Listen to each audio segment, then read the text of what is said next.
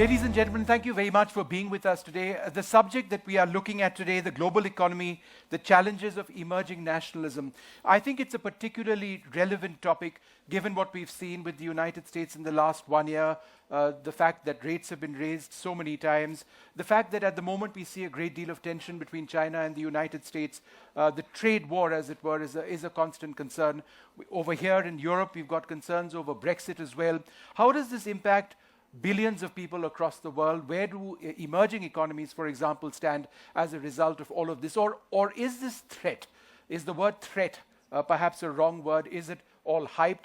Do we need to look at the issue of nationalism perhaps in a different manner? That yes, there will always be nationalistic interests, but the basic fundamental nature of the global system hasn't really changed. To discuss all of these, we've got a wonderful, wonderful panel. To my left, Professor Robert Shiller, the Sterling Professor of Economics at Yale, a Nobel laureate, one of the finest minds in the world in several of these areas.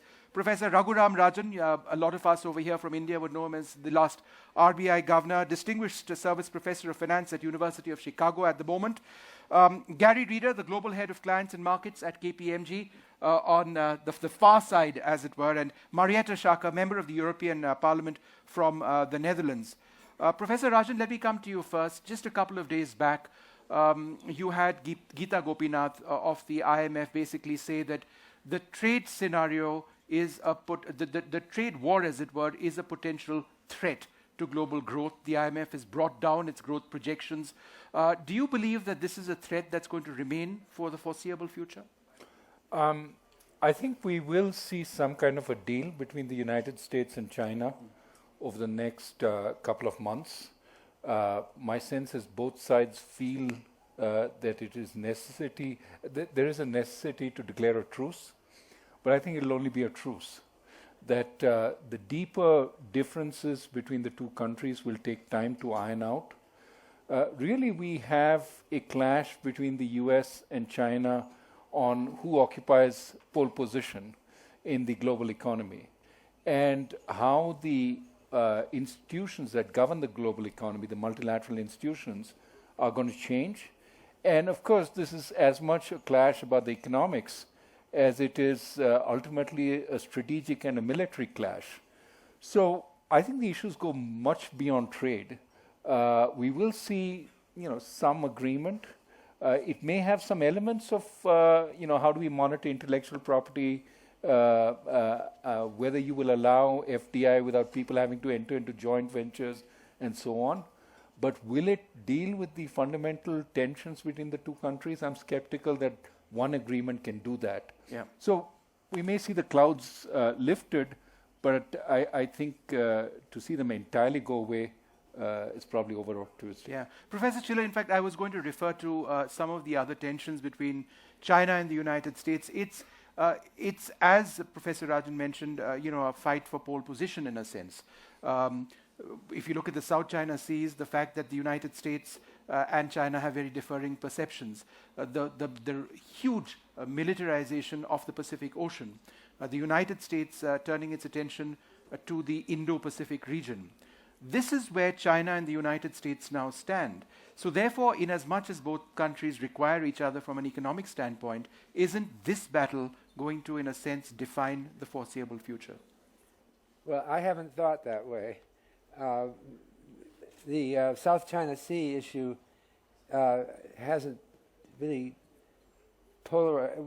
I don't think about it. We don't think about it that much. It doesn't seem like a crisis situation, although, of course, it is a violation of international law. So I don't feel so pessimistic. The trade issue, of course, is an immediate problem. First of all, it's disruptive to leave people with uncertainty about what the tariff structure is. That slows down business decisions immediately. In the longer run, it's disruptive again for reasons that Adam Smith talked about more than 200 years ago. But on the other hand, it might lead to some solving of problems. There's a complaint about intellectual property theft that's not original with Trump. It was under the Obama administration. There were complaints to the WTO about that too. Mm-hmm. So if it leads to intellectual property is a fundamental driver of economic growth. So there could be an upside to it. All right. Gary, how do you see it as somebody who deals with the markets, surveys the markets, looks at this from that standpoint? Are we, at the one level, we've had problems in emerging markets, for example, the direct linkage to a growing US economy, the Fed rates being hiked, but that's stabilized a lot more. The prognosis is that even countries like Turkey and Argentina, which have faced strife over the last 1 year, would be somewhat better. India is projected to do reasonably well. So therefore, how do you actually see, let's talk a little bit about emerging markets. The threat of nationalism in the US, does it really pose that much of a challenge to emerging markets? Well, from the travels I go on, the difference I've noticed with the US-China issue is actually the ASEAN, the Asia-Pacific, looking for how it, what's their strategy for China?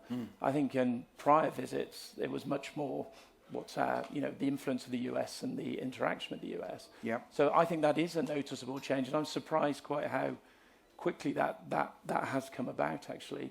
I mean, generally, the clients I deal with don't like the US-China situation. They see it as a threat. I think your optimism is not something I've seen in other clients that I've spoken to.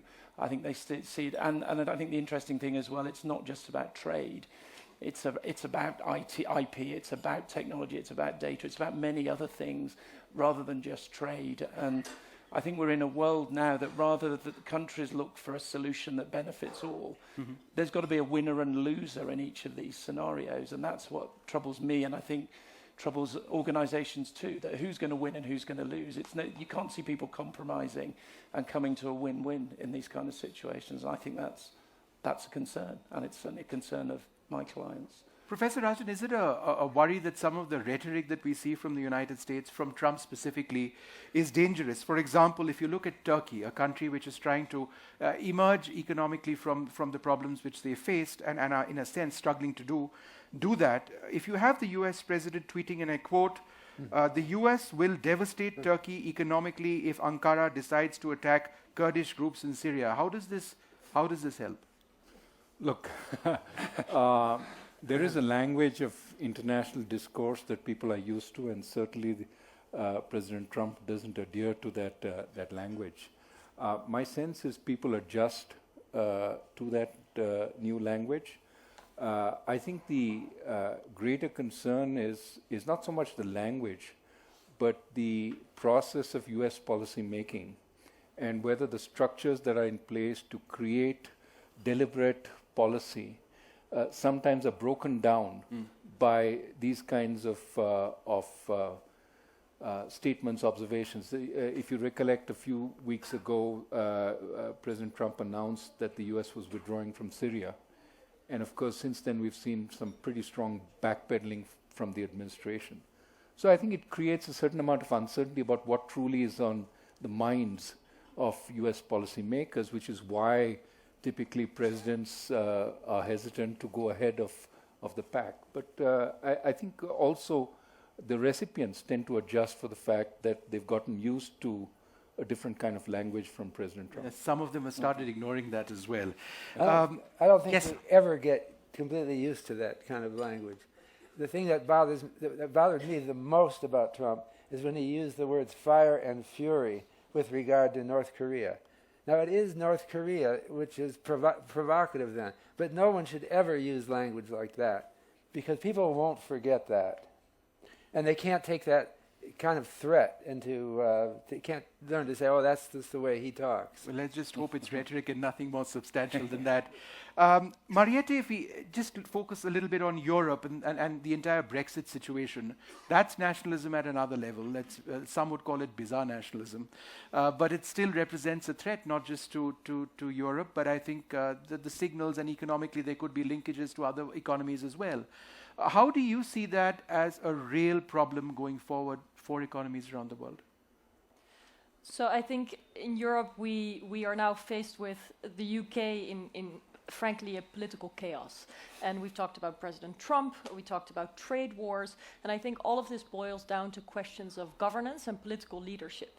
And in the case of Brexit, I have hardly ever seen more irresponsible political brinkmanship, as we've seen from Prime Minister Cameron, who, of course, has long abandoned the scene, and the consequences are still there for the people. And I think the sadness is not only that the UK is leaving, because it's a lose-lose, I believe, for Europe and the UK, but also that the people who voted for Brexit will suffer the most from its consequences.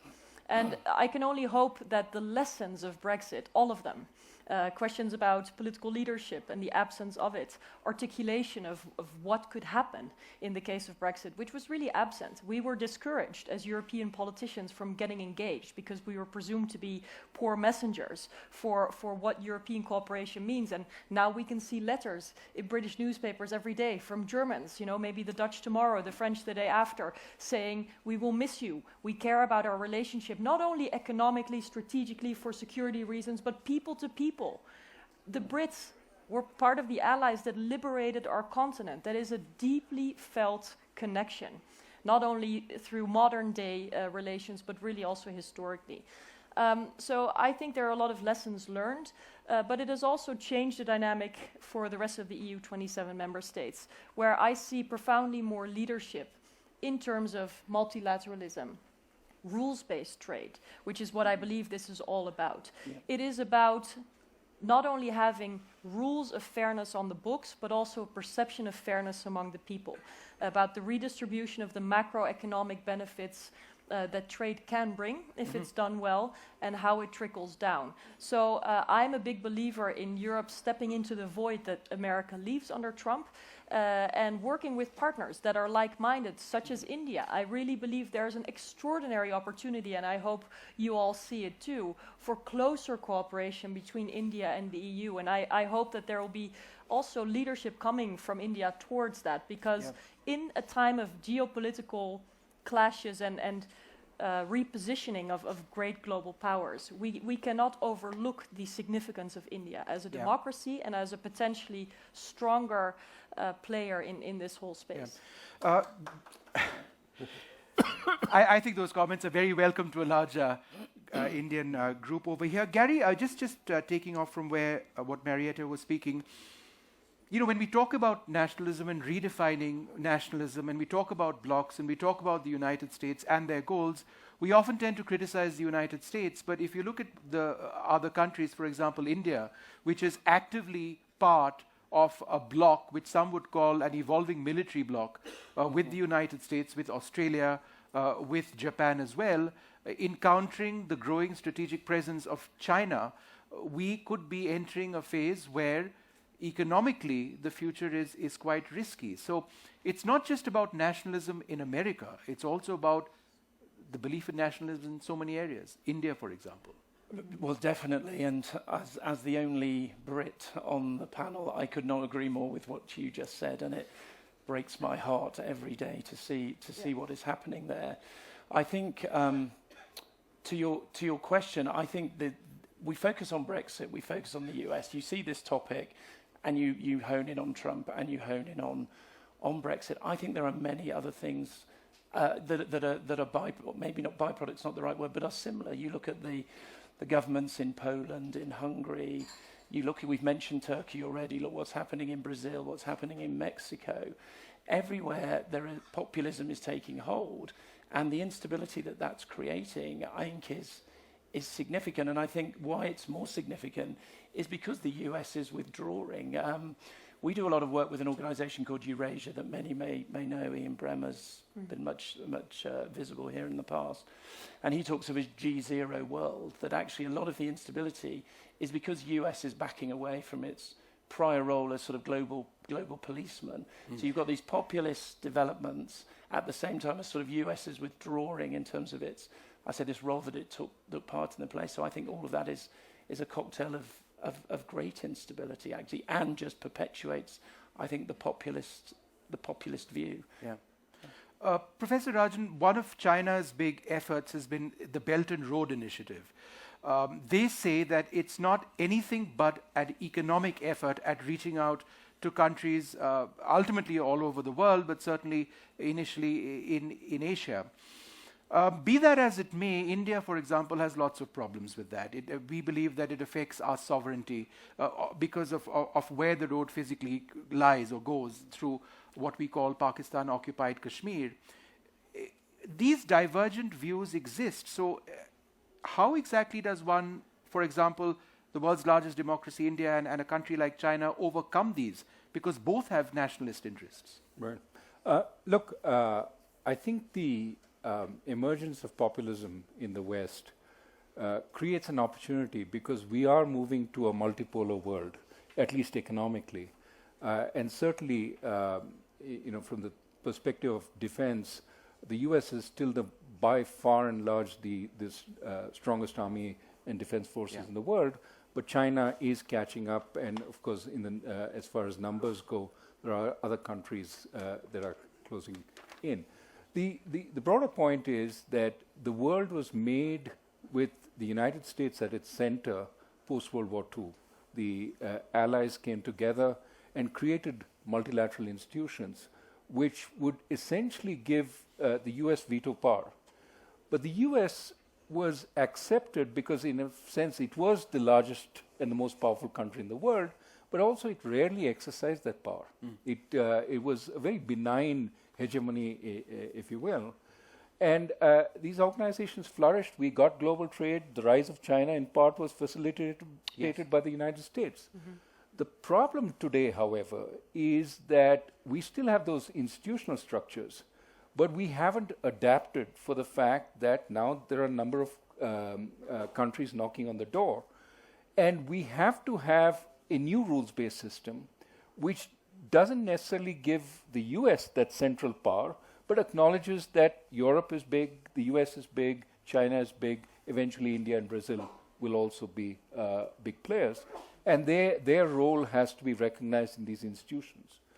Now, in fact, we've got the opposite. We have the US, as you said, backing off, but unwilling to relinquish its hold over these institutions.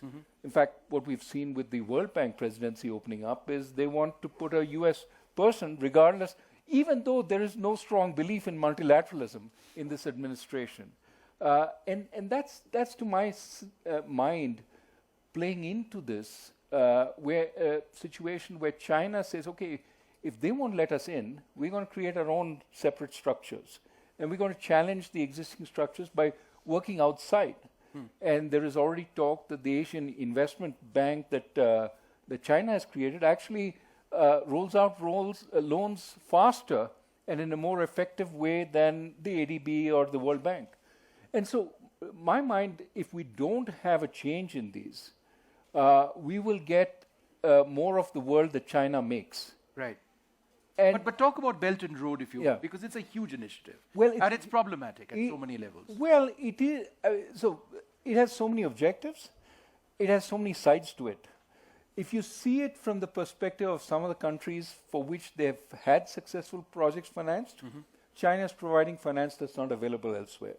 If you see it from the perspective of Sri Lanka, which gives up its port, or Pakistan, which today a number of Pakistanis feel aggrieved that there's so much sort of Pakistani debt for projects that seem to be privileged to the Chinese.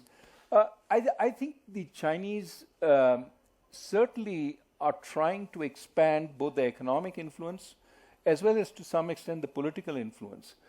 But I think it would be better for them and for the world if this was done in a more multilateral setting. And the problem with the Belt and Road is right now it's been seen, for whatever the changes, it's been seen as a Chinese initiative. It was seen as more a multilateral initiative. It would benefit them. That requires cooperation from the West. It requires a recalculation of the institutions. Professor Scheller, I read an interesting question in an editorial, and it goes back to the United States and where Trump's policies may or may not lie. I'm going to read it out. Are Trump's policies a negotiating tactic for a better trade deal, or is it in fact a long-term effort at changing the global status quo? What's he doing? Well, I don't know that he knows where he's going, but he is good at judging audiences. And so at this point in time, as in many other countries, there are a lot of people who felt that their economic status, especially rural people, has diminished. And so he talks about putting tariffs that will revive the coal mining industry or the steel industry. That sounds like a long-term policy. But whether he thinks of it as long-term, I don't know. I don't know that he thinks that far ahead. All right, I'm going to change focus to another big issue, and Marietta, if you can help me out on this, which has come up at the World Economic Forum, sustainable development. If you go through the global risk report of WEF, it's interesting because in the immediate impacts that they're looking at and in the long-term impacts at number 2, it's all about climate change. This was not the case, say, 10 years back, when the focus of WEF in terms of risks being identified was linked to trade and other issues. The reason I bring this up in this context is because when we talk about nationalism and the US versus China versus India and other nations, we forget about something that brings us all together in a bad way. Isn't this essentially the big link, the environment that needs to bring countries together? Oh, it absolutely should be. It absolutely should be, and I believe we need to be humble in the most developed nations, like the European countries, because, frankly, if all people in the world would like to have the level of consumption that our citizens have, the problems would exacerbate massively. I was in Delhi last week, and I was already shocked now by the levels of pollution. I know it's a cliche, but it's really tangible, and it's problematic for children growing up there, and for them to develop, into healthy adults, etc. So we definitely have to find solutions, and we need to see leadership. So I'm happy that, for example, the European Union has decided not to engage in trade agreements with countries that do not sign up to the climate agreement, the Paris Agreement. A lot of people would, in the developing world, particularly in countries like India and Pakistan, to a lesser extent Bangladesh, would say that, look, we have misplaced priorities if we are talking about nationalism when we don't have the political will to change anything in terms of the environment. You visited Delhi. I live in Delhi. Yep, I've got, Marietta, 2 kids, both on the nebulizer. And this is the way it is every single winter, right, without change. The first line of treatment for children in New Delhi by the best pediatricians is often, right, I see, let's move to mild nebulizing. This is, in Europe, for example, very much a last course of treatment. Yeah. So my question actually to you, Gary, is, are we missing the boat in terms of what we need to be looking at if you're talking about real nationalism, where people are affected? Yeah, well, I think your point about being the developed world needs to be more humble about this. If you're actually going to solve this, it's very easy, isn't it? India has obviously signed the Paris Accord, but that threat and that need to, when you've got real children struggling, that brings it home how serious this is and how critical, it needs to be resolved. I struggle though with because any of the solutions that are talked about they're long term, aren't they? They're not going to resolve the child who's ill now. I mean, one of the other angles that I get involved in conversations around is if you like, corporations' role in this. So companies use fuel, they create obviously the issues that are manifesting here. So finding ways to, within the financial markets, to give credit to those corporations that pursue more attractive climate-related approaches versus those who don't. I'd like to thank all of you very much for bringing out all of those views, and thank you very much for engaging us today with your questions as well. Amit.